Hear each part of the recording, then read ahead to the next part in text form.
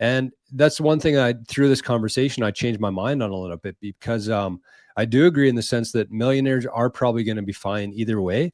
I think that if you think about it in this way, think about it as like 3 different pots on a stove boiling. And one of those pots is like small, and that's the average person. That thing's going to get pretty hot pretty fast, and they're going to be in trouble. They're going to have to jump out and find something else. Whereas the millionaire, it's a bigger one. So it's going to take longer for that water to boil. They're going to have more time to react to things, and they're eventually going to jump off and get into Bitcoin. Billionaires would be like a bathtub sitting on a stove, and they could wait as long as they want to. That water isn't going to heat up that fast, and they're still going to be able to jump off.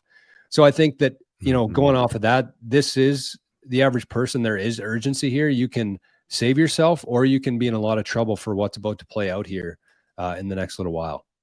That was a really great analogy. Agreed. Really great analogy. I feel like that's so true. Like, if you don't own Bitcoin as somebody who doesn't have $1 billion, you're just putting yourself in this position where you might end up losing. Like, it's very likely that you'll end up losing. Yes. If you're young enough. Yes. Yeah. Your water's evaporating. Yeah. I think even millionaires who are in their 20s and 30s, they could get badly hurt by this, because in 30 years, what's Bitcoin can be worth? That 30-year change. I mean, the longer your time horizon, the worse off you'll be by not owning Bitcoin. But let's say you're 20, 30 years old.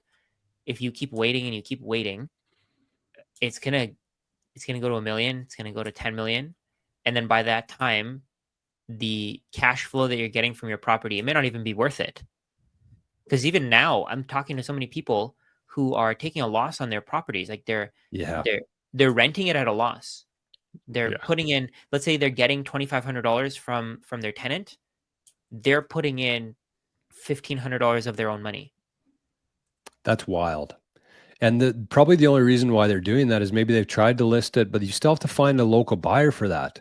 Yeah. You have to have people that want that asset, and they're going to look at your financial statements and say, like, if you're not making any money, why would I take this off your hands? Yeah. So number one, they probably don't have a buyer for it without taking a loss. But two is that they think that it's going to go up eventually, because real estate always has. And like Rajat started the conversation with, they don't understand why real estate has gone up. Yes.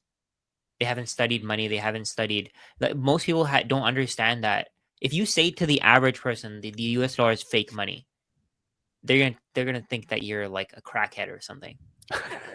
Yeah. Right? They're gonna think you're like, go get your tin hat. You're crazy. Like they would not listen to you. And that's exactly what's happening right now. When you talk to the average person about Bitcoin, they're just ignoring it. Yep. Because, it's fake money. It's nothing. It's not real. I can't hold it. You don't need to be able to hold money. The majority of your transactions, you're not holding the cash for. So get over that. Yes. Get over your beliefs. Get rid of your ego. It's worth it. It's crazy how few people actually understand that. Like, there's so many people that still just completely write Bitcoin off. They have no trust in it. They have no belief in it. They think it's going to nothing. They think it's a Ponzi. They like, it's insane to me. Like, it's mind blowing that people still think that way about Bitcoin. Yeah. But crazy. That's why we're here, boys. That's why we're here.